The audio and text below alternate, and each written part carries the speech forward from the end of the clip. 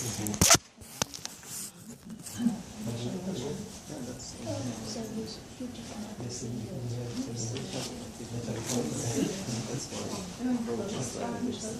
not looking actually only at books, and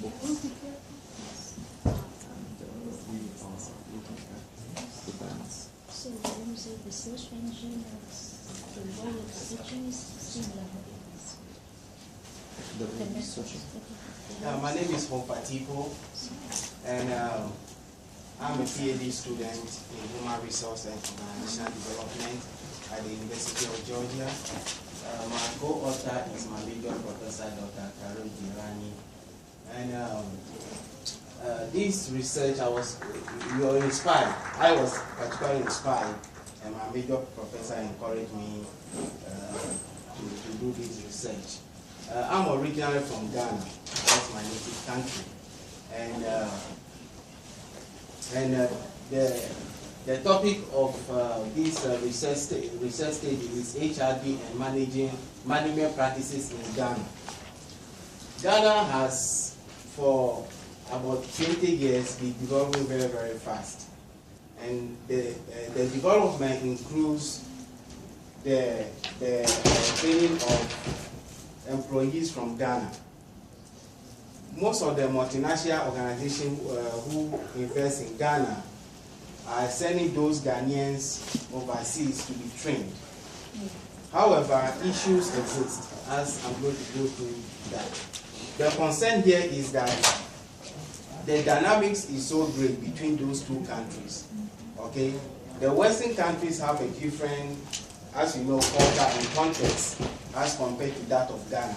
So it's very, very important to examine those cultural and contextual dynamics before they invest in those countries like Ghana. However, most often they don't, or the literature there is not enough for them to be able to understand the contextual issues before they start investing in those countries or training the employees from those countries. So it's very, very important to understand that.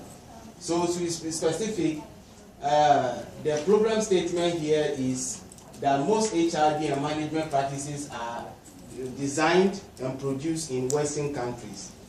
And because of that, they are biased towards those specific Western countries. Okay, and they don't normally take into, or when they were developed, of course, they were developed mostly in the United States, and it involves the social and contextual or philosophies of the specific context, let's say the United States, and therefore that becomes a challenge if the multinational organization for the United States come to Ghana to operate and they bring those philosophies and practices to the context of Ghana. It becomes a problem. And the purpose of the study is, one, to explore the cultural and contextual factors that support or impede HRD and management practices in the Ghanaian context. And number two is to provide recommendations to training and HRD practitioners on how to effectively use culturally appropriate practices in their programs and approaches in the context of Ghana. The question is why the need to understand Ghana's cultural and contextual dynamics. It's very important to understand, as I laid it out in the introduction. And to understand that, we evaluated or looked at posted, an international cultural dimension study on the four main dimensions that he focused on.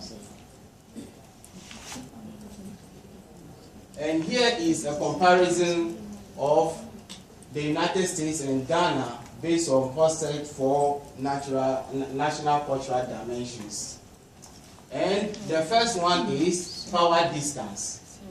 In Ghana, we have a high power distance, or Ghana is a high power distance country. And the USA is a low power distance country.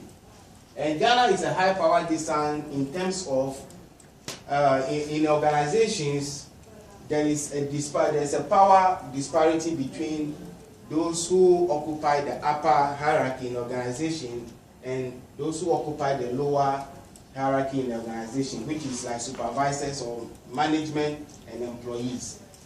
And because of that, managers take advantage, because of the cultural, different managers take advantage and ask employees to perform sometimes non-organizational activities. Okay, the US here you cannot do that, because you cannot ask an employee to come and wash your car or clean your house or things like that. I'm not saying literally that's what is done, but it could be done, in Ghanaian context, believe me, because there are so many cultural practices that cultural practices that occurs in Ghana, and the rule is that you obey before you obey before you complain. That is a common rule: obey before you complain. So you subscribe to whatever your boss says. Unlike the US, where the power difference is more like co-equals or more like a team. It could be considered as more like consultational, as compared to Ghana. And the next one is individualism versus collectivism. In Ghana, the cultural orientation or the national cultural orientation is collective. It is collective in the sense that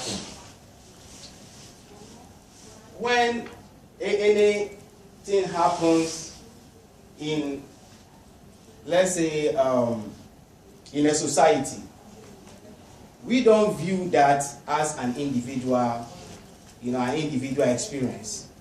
It is an experience that affects the whole society. It could be death in the family, loss in the family, or whatever activity is viewed as a collective or group loss or group grieving. The same thing applies in organizations. When Ghanaians are offered employment, they view their organization as an extension of their extended family, because most Ghanaians are born into extended families. Okay, so it is an expectation that if you are employed, you help members of your kin or members of your family or your kinsmen. You help them. Unlike the United States, where the cultural orientation is generally individualistic, where people view their individual enterprises. Okay, so normally whatever affects you as an individual, is your individual issue that you have to deal with. But in Ghana's context, as I noted, anything that affects an individual is considered as a communal affair. And as you know, we have this famous statement in Africa that it takes a village to raise a child. So that is a literal meaning, something that is, we call an adage, literally meaning that it doesn't take just an individual, the whole village, the group, the team to build a child, to raise a child. The next is masculinity versus femininity. In Ghana, the cultural orientation is more like a feminine orientation, whereby Ghanaians emphasize kindness, loving, sharing, and being soft in approaches to individuals. And those community orientation or culture, is extended to organizations. And sometimes that can be negative or contradictory to the modern Western management approach. And because of that, if let's say an employee breaks the rules or regulation of the organization, instead of the manager punishing, taking corrective action to corrective action